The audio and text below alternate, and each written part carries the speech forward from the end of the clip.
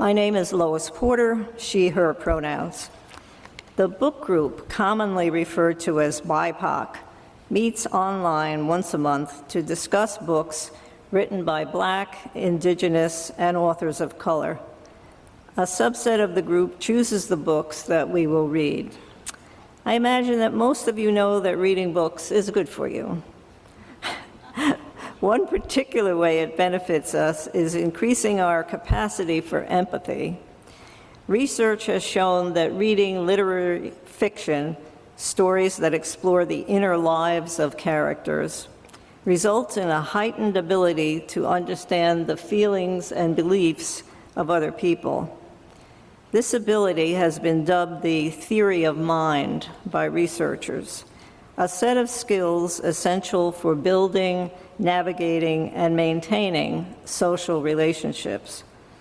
By reading mostly fiction written by authors whose lives are dramatically different from our own, each of us has, to one extent or another, learned to appreciate and understand our own privileges and challenges, and to vicariously appreciate the joys, concerns, and heartaches of the characters in the books that we have read.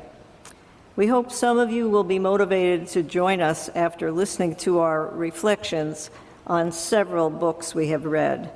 And now we're going to hear from the first of 4 members who will be sharing reflections. Author Jhumpa Lahiri, in her collection of short stories called The Interpreter of Maladies, tells stories of Indian, Bengali, and Pakistani immigrants in America, as well as stories that take place in their countries of origin. She herself is the child of Bengali immigrants to India who came to America. The immigrant struggle is prominent in her writing, but the characters are also more broadly portrayed. Wherever the story takes us, the author draws us in with her masterful storytelling, leading the emotions of the reader, along with those of the characters in the stories. One story, told through the eyes of a child, is about a Pakistani man in America whose wife and children are trapped in Pakistan as the country becomes involved in a civil war. Another, The Interpreter of Maladies, is about a driver in India who once interpreted for patients in hospitals. Others involve young people in arranged marriages. But always we feel sadness or humor or struggle in these touching stories. My name is Linda Anderson. My pronouns are she, her. This is a time for us to sit together in stillness. You might place your feet on or towards the floor, hands resting in your lap or wherever they're more comfortable. Closing your eyes, watching the chalice flame can help us get quiet and centered in this time of meditation and prayer. Our prayer this morning is a guided meditation in a Buddhist style. Breathe in and breathe out. Just breathe. Breathe in and breathe out. Try to keep your focus on your breath. Try not to get lost in your thoughts. And if you do, come back to your breath when you wander away.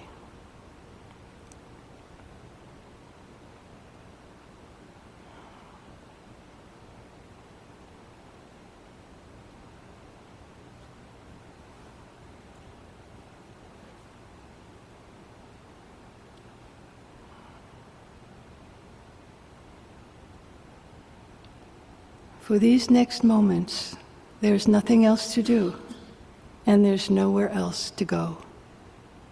Breathe in and breathe out.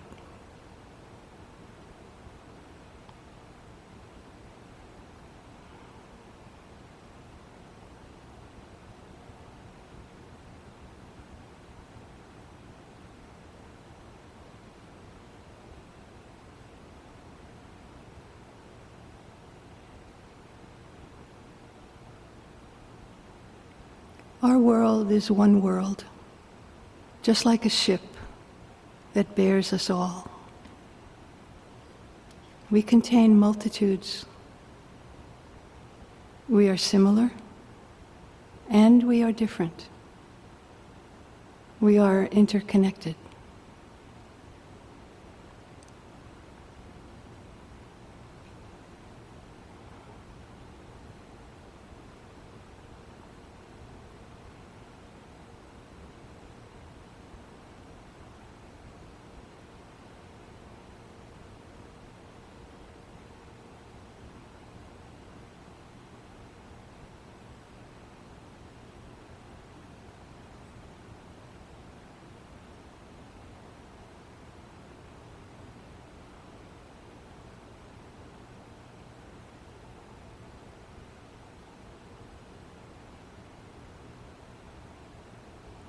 If you can, and when you can, let go of fear.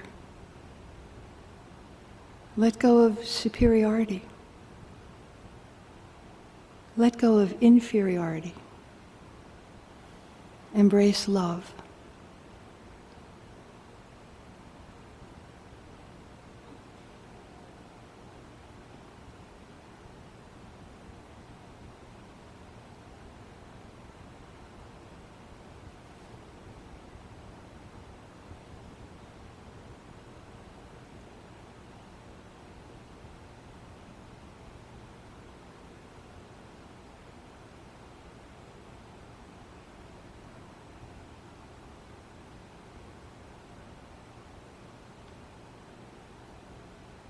Open the door of curiosity.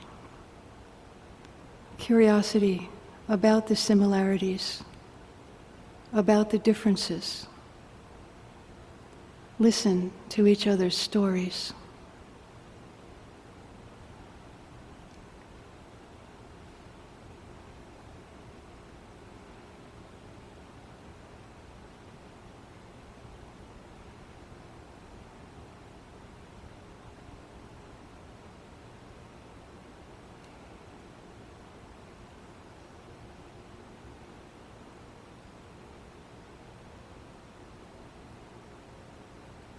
When we hear each other's stories, we can understand each other better.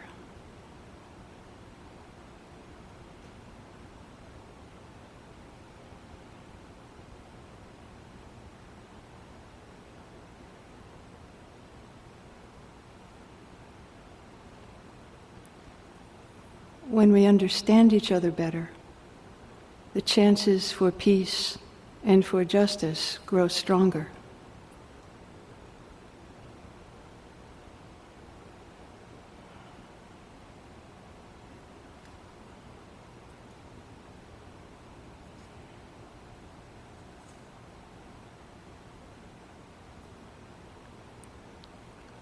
Breathe in peace.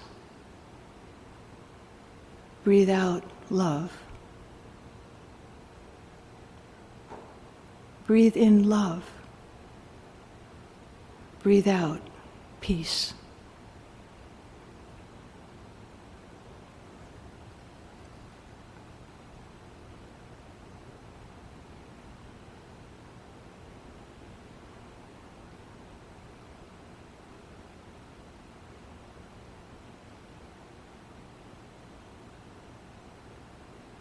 Let us now have some shared quiet for our own internal prayers or meditation.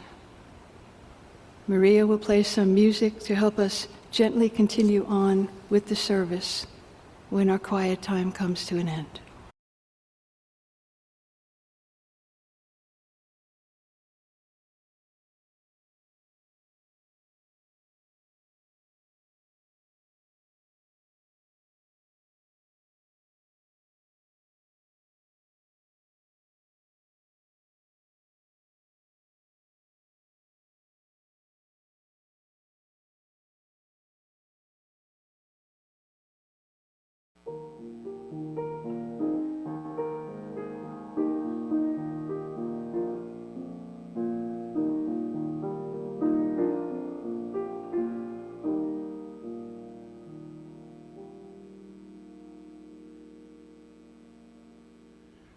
The selection was chosen by Sue Brunel, who is out of town. So I, Don Porter, he, him pronouns, will read it for her. Sue writes, "The paragraph I'm about to read opens Tara Stringfellow's masterful story entitled Memphis, of the 10-year-old narrator Joan, her younger sister Maya, and their mother, who are fleeing Joan's father's explosive temper and returning to the ancestral home in Memphis. From the very beginning of this beautifully written book, which describes the joys and sorrows over 70 years of the matriarchal North family, I cared about and rooted for sensitive, artistic Joan. I especially loved the description of the resilient black women she came to know and hoped that with their support, she would take risks that would allow her to fully realize her dream to be an artist." The first paragraph of the book. "The house looked living. Mama squeezed my hand as the three of us gazed up at it, our bleary exhaustion no match for the animated brightness before us. Papa Myron selected and placed each stone of the house's foundation himself," she whispered to me and Maya, "with the patience and diligence of a man deep in love. The low house was a cat napping in the shade of plum trees, not at all like the three-story Victorian fortress we had just left. This house seemed somehow large and small at once. It sat on many different split levels that spanned out in all directions in a wild southern maze. A long driveway traversed the length of the yard, cut in half by a folding wooden bar gate. But what made the house breathe, gave the house lungs, was its front porch. Wide stone steps led to a front porch covered in heavy green ivy and honeysuckle and morning glory. Above the porch, my grandfather had erected a wooden pergola. Sunlight streaked through green vines and wooden planks that turned the porch into an unkempt greenhouse. The honeysuckle drew hummingbirds the size of baseballs. They fluttered atop the canopy in shades of indigo and emerald and burgundy. I could see cats on the porch, a dozen of them maybe, an impossible number except for what a quick count told me. Some slept in heaps that looked softer than down, while others sat atop the green canopy, paws swiping at the birds. Bees as big as hands buzzed about, pollinating the morning glories, giving the yard a feeling that the green expanse itself was alive and humming and moving. The butterflies are what solidified my fascination. Small and periwinkle blue, they danced within the canopy. The butterflies were African violets, come alive. It was the finishing touch to a southern symphony, all conducted on a quarter-acre plot. Hi, my name is Ellie von Welsheim, pronouns she, her. The Map of Salt and Stars is the book that I'm going to talk about. I run a small nonprofit that tries to keep girls in school. We provide menstrual management kits to students so they won't miss a day of study due to their periods. I go to several African countries every year. I see a lot of things that keep me up at night, and I tend to dwell on how can I change this loop that goes round and round in my head, especially in the darkest hours before dawn. In Jennifer Zainab-Juk Hadwar's book, The Map of Salt and Stars, one passage in particular really resonates with me and helps me see the difficulties in my world a little differently. At least it helps me deal with them a little more sanely. Noor, the 11-year-old narrator of the book, has seen her sister almost raped by a group of boys. She is confused and horrified, but remembers her grandfather's words, "You should pray the most when you can't see good in the world." The family who have become refugees and are fleeing from their lives one day remember that it's the holy day, Eid al-Fitr. They buy a tiny amount of meat and rice and season it with spices carried in an old jam jar. They eat slowly and carefully, each with a little bread, and then the author writes, "When the bread runs out, we scoop the meat and rice with our hands.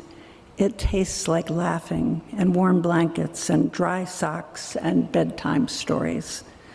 Before long, Sit Shadid claps her hands and lifts them up, and then she starts to sing.